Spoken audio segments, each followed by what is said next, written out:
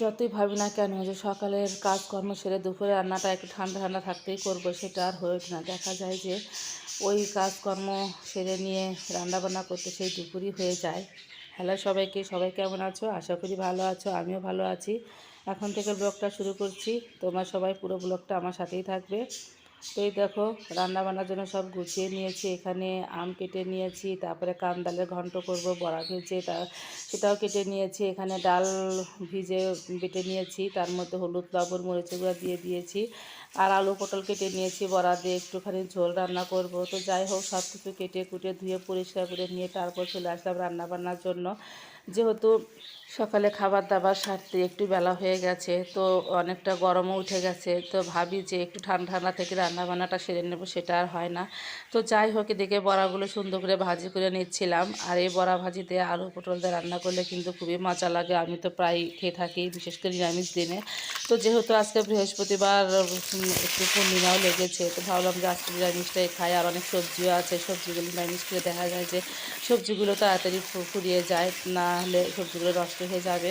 তো যাই হোক, প্রথমে আমি একটু ঢেঁড়স দিয়ে সর্ষে বাটা করব। তো বড়াগুলো ভেজে নিয়ে ভাবলাম যে আগে ঢেঁড়সের চচ্চড়িটা করে নেই। প্রথমে কিন্তু আমি এর মধ্যে মেথি ফোড়ন দিয়ে দিয়েছি, তারপরে সুন্দর করে ঢেঁড়সগুলো ভাজি করে নিয়ে এর মধ্যে আদা জিরা ধনিয়া বাটা, তারপরে কাঁচামরিচও একটুখানি বেটে দিয়েছি। আজকে আর কাঁচামরিচ চিড়ে দেইনি। তো যাই হোক, সুন্দর করে এগুলো দিয়ে একটু নাড়াচাড়া করে নিয়ে তারপরে তো সর্ষে বাটা দিয়ে দিলাম, এর মধ্যে একটুখানি চিনি মিক্স করে দেব। তো যাই হোক, এতে কিন্তু খেতে অনেকটাই মজা লাগে। আর ঢেঁড়সের চচ্চড়ি কিন্তু আসলে একটা লোভনীয় স্বাদের খাবার। ঢেঁড়স ভর্তাও কিন্তু খুব ভালো লাগে। তো যাই হোক, এদিকে আবার ভাবলাম যে কাঁঠালের ঘন্টটা আগে করে নিই, মানে রসাটা ভাবছি পরেই করব।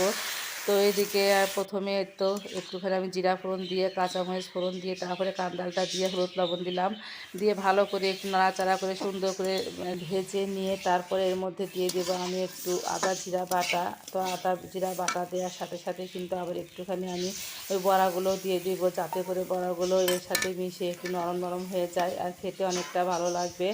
তো যাই হোক, আদা জিরা বাটা দেওয়া হয়ে গেছে, বড়াও দিয়ে দিলাম, একটুখানি চিনি দিয়ে দিলাম যেহেতু নিরামিষ খাবার।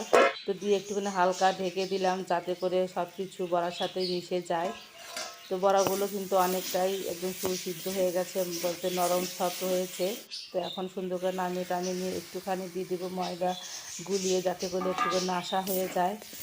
তো এই তো খেতে অনেক মজা হয়েছিল। আর এই ঘন্টটা অনেক দিন পর খেলাম, খুবই ভালো লেগেছে। একে বলে চাপড় ঘন্ট, আমরা বলি চাপড় ঘন্ট।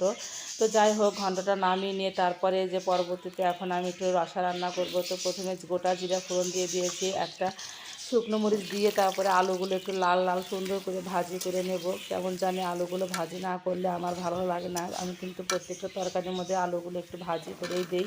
তো যাই হোক, সুন্দর করে আলুটা ভাজি করে নিয়ে তারপরে পটল দিলাম, পটলটাও একটু সুন্দর করে ভাজি করে নিয়ে তারপরে বাটা মশলা দিলাম, ওইটা আদা জিরা ধনিয়া বাটা আর একটুখানি মরিচের গুঁড়া দিয়ে সুন্দর করে কষিয়ে টষিয়ে নিয়ে এর মধ্যে কিন্তু আমি বড়াগুলো দিয়ে দেবো। এমন করে বড়া দিয়ে দিলে দেখা যায় যে বড়ার মধ্যে সব ময় মশলা আর একটু মানে রসালো রসালো ভাব হয়। বড়াগুলো একটু ভালো করে কষিয়ে নিয়ে তারপরে কিন্তু আমি এতে ঝোলটা দিয়ে দিলাম। ঝোলটা একটু মানে পরিমাণ মতোই দিলাম, যাতে করে এই তো বড়া দিলে কিন্তু ঝোলটা একটুখানি চুষেই নেয়। তো যাই হোক, সুন্দর করে জাল টাল দিয়ে নিয়ে আমি গরম মশলা দিয়ে দিলাম। আর এই বড়ার ঝোলটা খেতে খুব ভালো লেগেছে, খুবই মজা হয়েছিল। মাঝে মধ্যে এরকম খাবার খেতে বেশ ভালোই লাগে, আর দেখতেও কিন্তু অসম হয়েছে, কালারটা খুবই সুন্দর।